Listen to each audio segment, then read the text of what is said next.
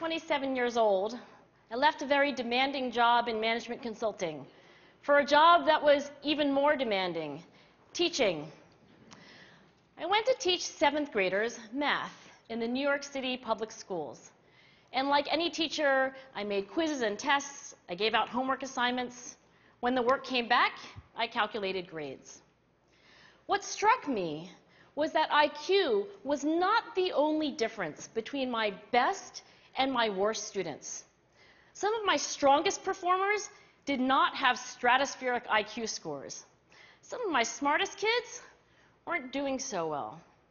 And that got me thinking. The kinds of things you need to learn in 7th grade math, sure, they're hard. Ratios, decimals, the area of a parallelogram. But these concepts are not impossible. And I was firmly convinced that every one of my students could learn the material if they worked hard and long enough.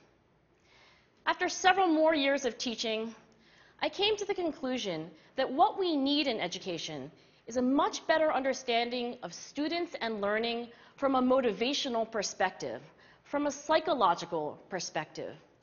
In education, the one thing we know how to measure best is IQ. But what if doing well in school and in life depends on much more than your ability to learn quickly and easily? So I left the classroom and I went to graduate school to become a psychologist. I started studying kids and adults in all kinds of super challenging settings. And in every study, my question was, who is successful here and why? My research team and I went to West Point Military Academy. We tried to predict which cadets would stay in military training and which would drop out. We went to the National Spelling Bee and tried to predict which children would advance farthest in competition. We studied rookie teachers working in really tough neighborhoods, asking which teachers are still going to be here in teaching by the end of the school year. And of those, who will be the most effective at improving learning outcomes for their students? We partnered with private companies, asking which of these salespeople is going to keep their jobs and who's going to earn the most money. In all those very different contexts, one characteristic emerged as a significant predictor of success. And it wasn't social intelligence, it wasn't good looks, physical health, and it wasn't IQ. It was grit. Grit is passion and perseverance for very long-term goals. Grit is having stamina.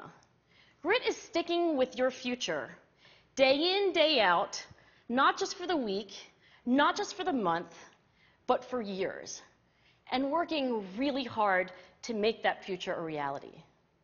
Grit is living life like it's a marathon, not a sprint. A few years ago, I started studying grit in the Chicago public schools. I asked thousands of high school juniors to take grit questionnaires, and then waited around more than a year to see who would graduate. Turns out that grittier kids were significantly more likely to graduate, even when I matched them on every characteristic I could measure, things like family income, standardized achievement test scores, even how safe kids felt when they were at school. So it's not just at West Point or the National Spelling Bee that grit matters, it's also in school, especially for kids at risk for dropping out. To me, the most shocking thing about grit is how little we know, how little science knows about building it. Every day, parents and teachers ask me, how do I build grit in kids? What do I do to teach kids a solid work ethic? How do I keep them motivated for the long run? The honest answer is, I don't know. What I do know is that talent doesn't make you gritty. Our data show very clearly that there are many talented individuals who simply do not follow through on their commitments. In fact, in our data, grit is usually unrelated or even inversely related to measures of talent.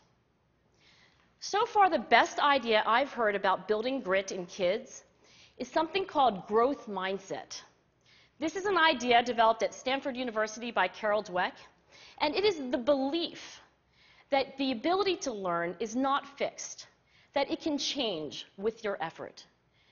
Dr. Dweck has shown that when kids read and learn about the brain and how it changes and grows in response to challenge, they're much more likely to persevere when they fail because they don't believe that failure is a permanent condition. So growth mindset is a great idea for building grit, but we need more. And that's where I'm going to end my remarks, because that's where we are. That's the work that stands before us. We need to take our best ideas, our strongest intuitions, and we need to test them. We need to measure whether we've been successful, and we have to be willing to fail, to be wrong, to start over again with lessons learned. In other words, we need to be gritty about getting our kids grittier. Thank you.